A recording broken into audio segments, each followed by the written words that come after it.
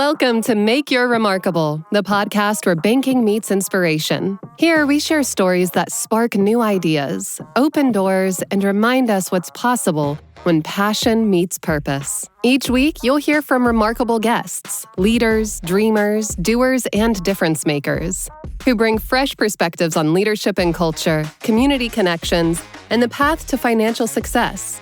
Wherever you are on your journey, their stories will encourage you to think bigger, live bolder, and make your own remarkable. So let's dive in. It's time to make your remarkable. I'm Philip Bernardi, and today I have the honor of being here with my friend Adam Hammond. Adam is the executive director of the Georgia 4-H Foundation, school board member, dad, husband, all the things. You wear all these hats.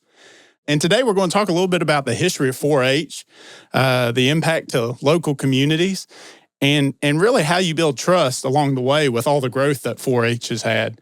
So talk to me a little bit about how'd you get started with 4-H? Yeah, well, that's a good question. Thank you so much for having me, Philip. I appreciate the opportunity to be here. Obviously, you know, I love Oconee State Bank. I think it's such a great partner in our community. There's been so much community building that's happened because of the bank. Mm-hmm. So it's really an honor to be here today and to talk about trust with you and relevance, really. I think that's a big part of what we're talking about because, you know, when you talk about Georgia 4-H and its evolution over time, a big part of my job is getting to share the story of 4-H because people have this idea of that's something my grandparents did, or, you know, it's back in the 50s and it's just showing livestock.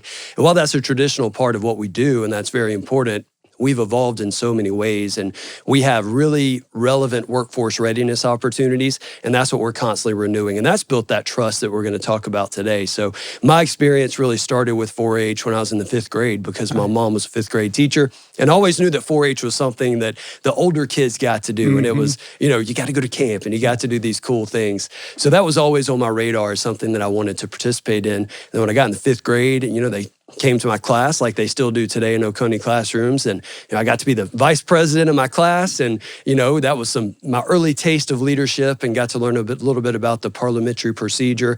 And then I just grew in my role with 4-H and I tried a lot of different things and went to camp, as you could imagine. And throughout my school career, I got more and more involved in 4-H and my first public speaking experiences, goal setting, research, all of that really came through my experience as a 4-Her. So the first part of my career was really in broadcasting. I worked in journalism for about 15 years, and I was able to do that for several reasons. The first being my family. I mean, I had the most encouraging parents in the world that really always set me up for success through that. But also my experience as an Oconee County student and as a 4-Her. I had all these options available to me, and that goal setting piece and that work ethic, you know, that led me to know you can set a goal for yourself and you can have a dream and you can put a plan in place to pursue that. So that's how I was able to pursue my broadcasting career. And then in 2019, I was emceeing the 4-H Gala because, you know, when you're in broadcasting, you MC a lot of things. So I emceed the gala, got to know everybody through that, and then they had a position open up with the foundation. It's mostly, you know, nonprofit management, fundraising, those pieces. So my wife and I, she's also from Oconee, we always wanted to move back home and we wanted to raise our kids here and we wanted to be close to family and involved in the community. So it's just the right spot at the right time. And it's been amazing. It's been almost 6 years since we've been back and it's been very special. That is awesome. I really feel like you should be on this side of the table asking the questions with your background. I'm retired from that. I'm not doing that. Well, and talk a little bit, you know, as somebody who grew up in Metro Atlanta, talk a little bit about the diversity of 4-H and the breadth of programming. It wasn't until my daughter this year got her first taste of 4-H in that 5th grade year that I was really to learn more about it and really understand that it's not just showing agriculture or talking about farming and kind of the history there, but as somebody who is from a bigger city, talk a little bit more about the diversity of programming that 4-H offers. That's a really great question. I know Melanie went to camp this year, and that was so exciting to see her get to do that.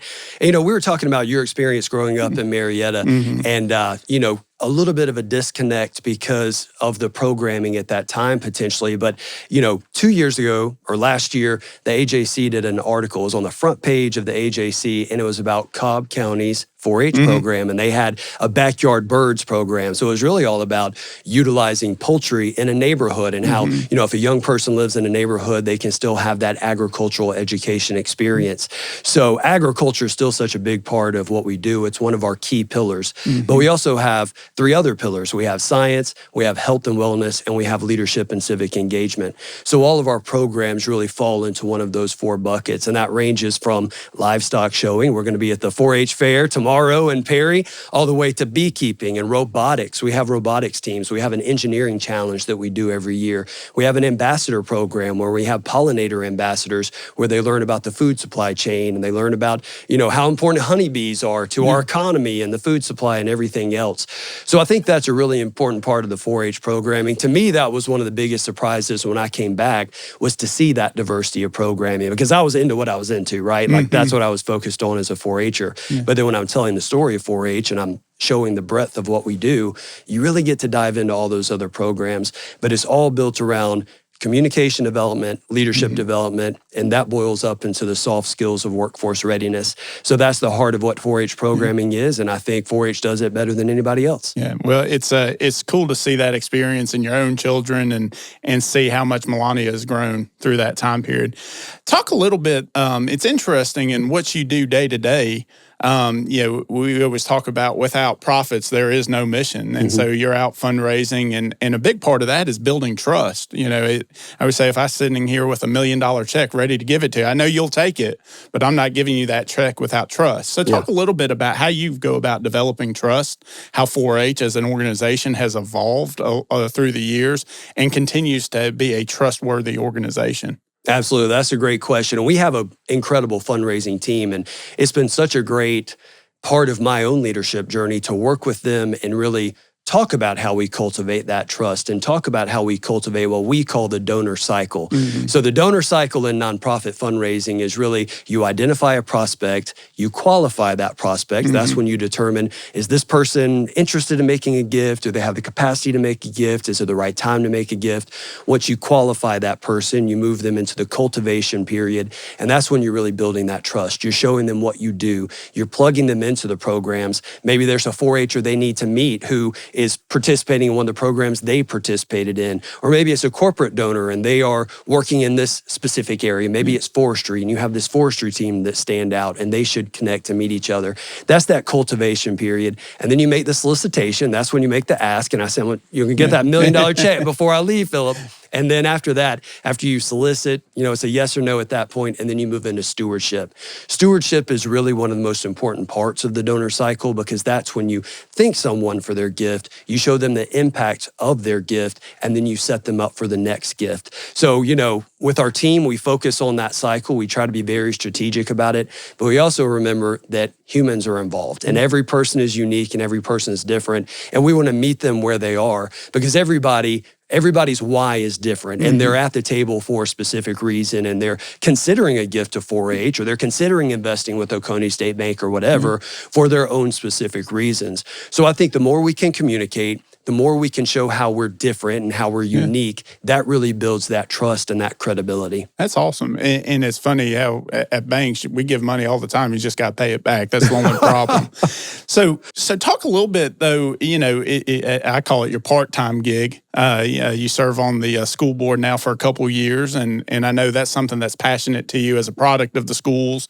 and somebody that has now gone away into other communities and have come back. That was something that you're very passionate about. But talk a little bit about the importance of community engagement, community involvement. That's a pillar of 4-H, obviously, but talk about from your personal perspective and why the school board and why you try to engage in the school system. Yeah, well, I never thought that I would run for school board, be on the school board, anything like that.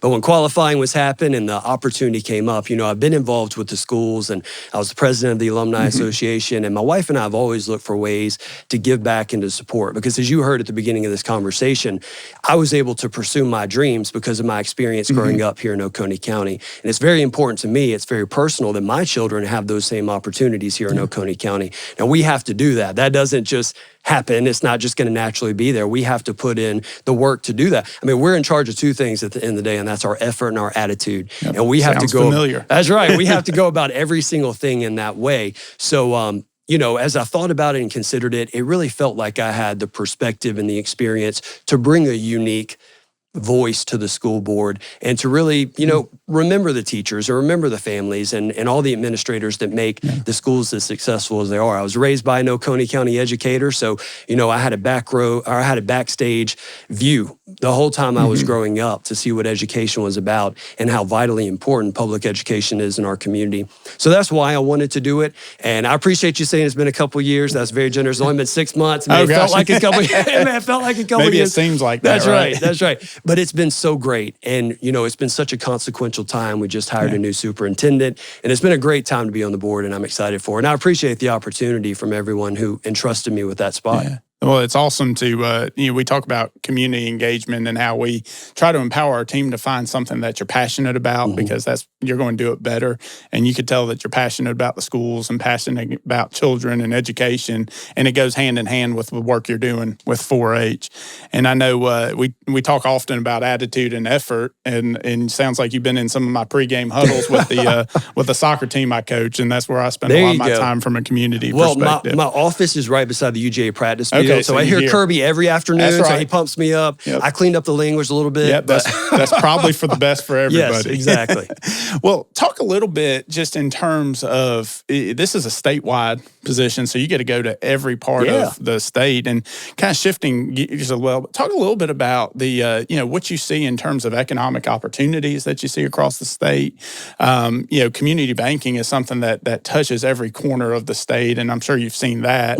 But talk about some of the challenges that you see as well as opportunities you see as you get the cool opportunity for traveling the state. Yeah, man, you're hitting my passion area right now because Georgia 4-H operates through the university's extension service. So we have a presence in all 159 Georgia counties, and we serve about 200,000 young people across the state of Georgia. So, last week I was in New York City meeting with donors and prospective companies, which is very exciting. That is very rare. Very different. Usually I'm in, Bainbridge, Tifton, places like that. That's but right. I love that. I prefer that space because I'm pursuing my PhD right now, and one of the areas that I'm focusing on for my research and my study is really rural wellness.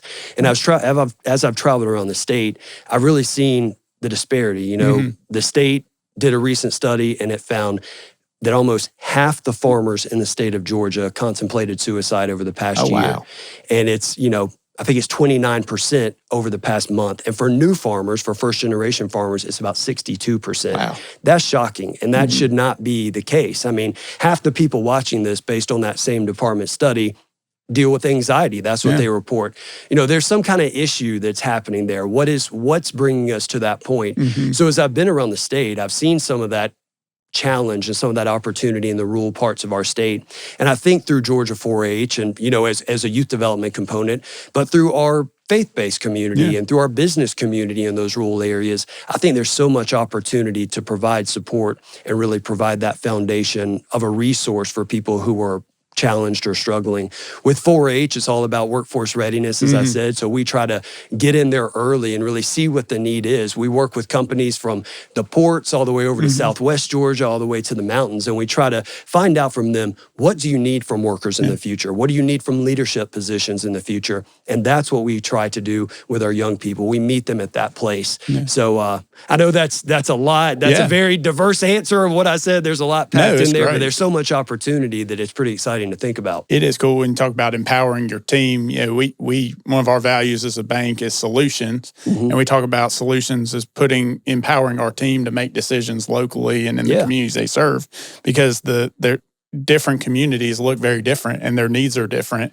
And so if you're not empowering your team to come up with those solutions that are right for that community, and it sounds like you're doing that as well across 4-H, because somebody in South Georgia and somebody in Metro Atlanta, there's still different needs there, but ultimately it's the leadership component and communication. Those are skills that take them regardless of what line of work you're going in. Yeah, absolutely. There are two ways to look at that, from a 4-H'er standpoint and then from a donor standpoint. From the 4-H'er standpoint, we have my daughter does 4-H as well, and she's tried a lot of different things. We provide a lot of different opportunities. Some things she's loved, some things she hasn't loved as much. Yeah. So when they do something that they enjoy, we call that their spark. So we meet them at that spark because they have an interest in that area. That's their developmental context. And that's where we have the communication development, leadership development, all of those pieces. And it's a great setup because now they're learning those life-changing skills in an area they have an interest and a passion. So that's the 4-H side. On the donor side of things, exactly what you're saying with the banks and their communities, it's all about alignment. When I was talking about that donor cycle, it drives me crazy. People say, oh, you're a professional beggar. You ask for money all the time. Like, no, I do not do that. I tell the story of 4-H. I learn about your priorities, and then we identify alignment between those two things. What are 4-H's needs? What are your priorities, and how do you want to give back? When we find that alignment, we're able to make a very purposeful connection and relationship. So I think that alignment component is just so important. And back to the trust factor, I mean, imagine building trust. I mean, that's the thing. You have to find that alignment and then see it through. Yeah, you talk about creating a win-win-win situation all the way around, and being able to add value both for the people that you serve, the donor that you're cultivating, and then your team members. It's a win all the way around. Well, talk about you talk a little bit about trust, and talk a little bit about the impact the work you do and the people you serve. Just from a donor and employee perspective, how do you go about? What are some tips that you do to build on trust and develop trust? And obviously, it's asking questions. But what are some tips that you use to really develop that trust along the way? Yeah, I think when it comes to leadership or it comes to communication, I think the secret weapon is really authenticity. If we can be authentic, that's going to be the quickest way to build trust with someone. When I was working in journalism, I mean, we found over and over again that was the most important thing you could do. It didn't matter what you were doing if you weren't authentic, because people would see straight through and they wouldn't listen to that. You have to focus on that authenticity component. And I personally believe, from my personal beliefs, I think God made all of us so unique. We all have such a different skill set. We all have such different talents and different desires and all those kind of things. And we were made that way so that we could be unique, so that we could pursue our purpose.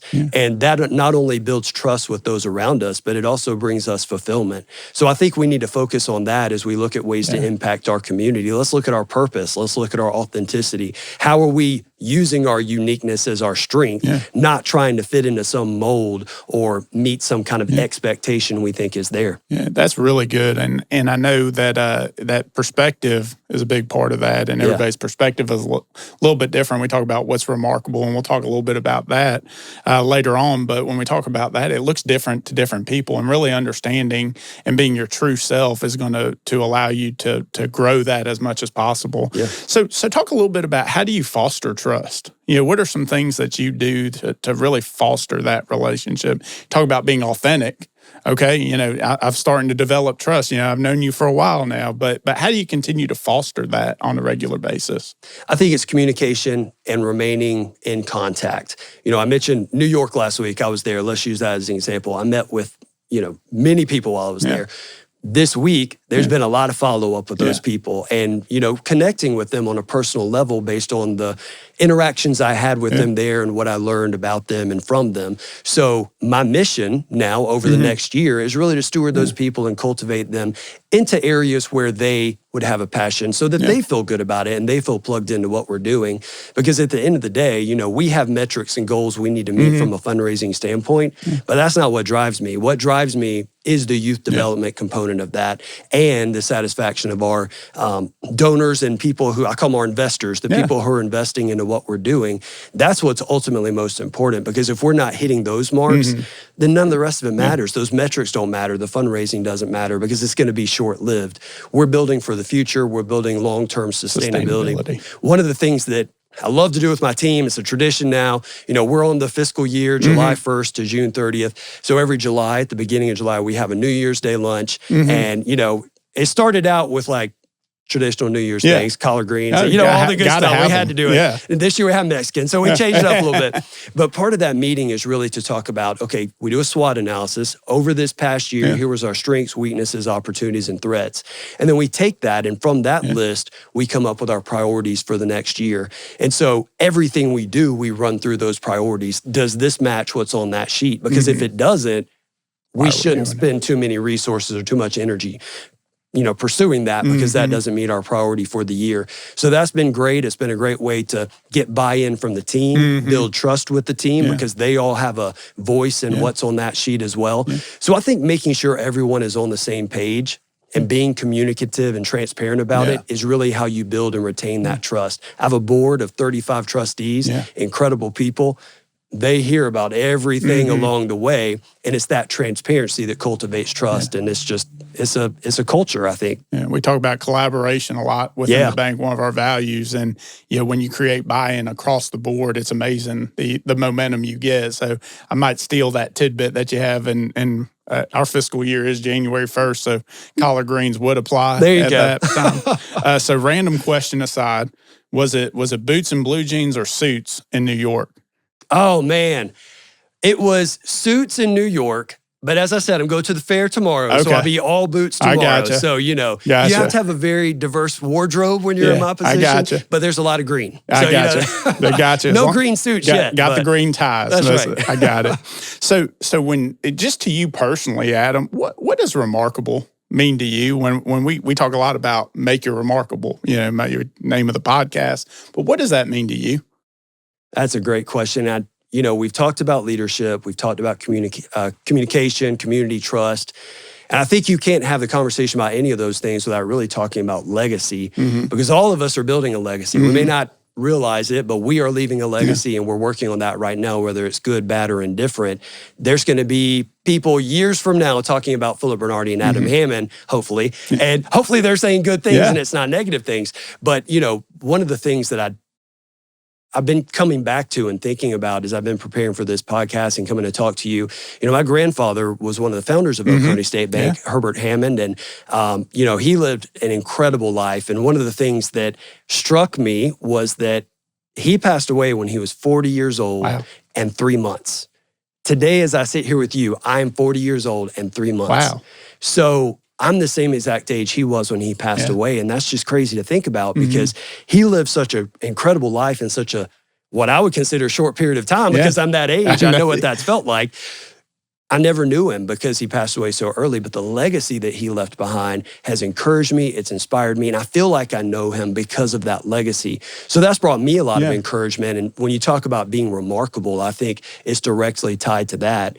He grew up right here in Bogart. He was a leader on his basketball team. They were a championship basketball team. He went on to serve in World War II. He stormed the beaches of Omaha, came back home, started a grocery store in Bogart. He built that in 1945. And then in 1951, he ran for ordinary, which back then was like the chief administrator for the county in a lot of ways. It was the deputy coroner, the deputy clerk, or the clerk of courts, the traffic court, the magistrate, the all deputy rolled into one. chief, like everything, election supervisor. It was really all those roles in one thing.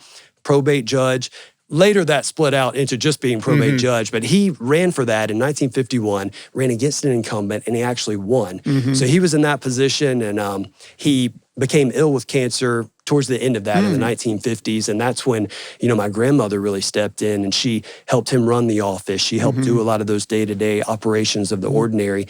And, he passed away the same year the bank opened. And I know, that was one of his last things he did for the community, was really serve on that founding board. And that's been such a point of pride for my family, because that was so important to him.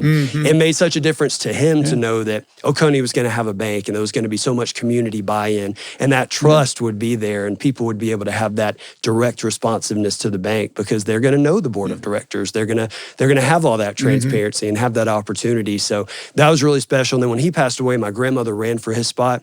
She held that position until I was a kid. In 1989, she retired. And so, you can't separate his legacy from her legacy. And to me, that's just brought me so much inspiration, and it's made me want to be involved in the community. And, I talked about my family earlier and how that encouragement really encourage me to pursue my dreams and come back home and want to plug into the community. Yeah. That's the total reason why I grew up seeing my family do that and my grandmother do that. And it's all about making a difference. It's all about giving back. So to me, that is what being remarkable is about. It's about giving back. It's about building a legacy that you can be proud of so that one day your family or anybody else can look back and be encouraged and inspired by that. Yeah, and we talk about our mission and vision here as a bank is to be essential to the lives, businesses, and communities we serve. And he obviously was very essential to this part of the county. And it's pretty cool to see his name on the in the founders boardroom up there. I know we've talked about that before as well. And thank you for honoring all of them that way, because the community we have. And we all know it. Oconee is a special place, and we're all going to say it's the best. We love it so much. But it's that way because of the great people that went before us. Right. They have cultivated this community that we enjoy.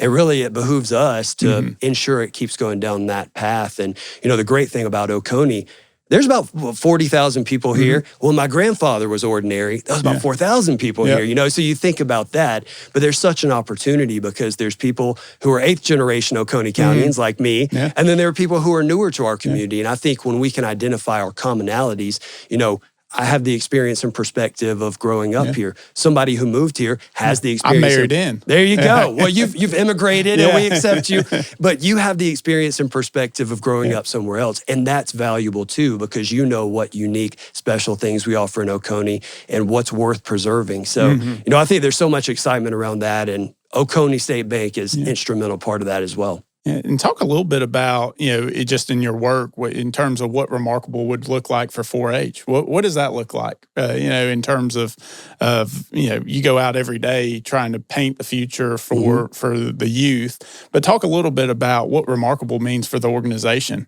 Well, you nailed it when you said the word future.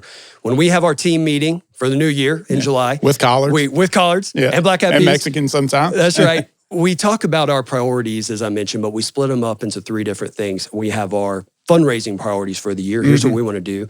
And then we have our team priorities. How are we developing our team? How are we advancing? How are we moving toward our goals? And then the last part is how are we building for the future? That's essential in everything we do. So a big focus for us right now and a big appeal that we're undertaking is really our endowment approach. We're trying to build our endowments out because that's building a corpus that's going to support long into the future. So when I'm not there anymore and Melania's long graduated from 4-H and her kids are doing 4-H, we want the effort and the work that we're doing today to still benefit 4-H. And with those endowments, it's great because, people set up an endowment to support whatever area of 4-H they want to support. And then the interest off of that endowment is what supports it annually in perpetuity.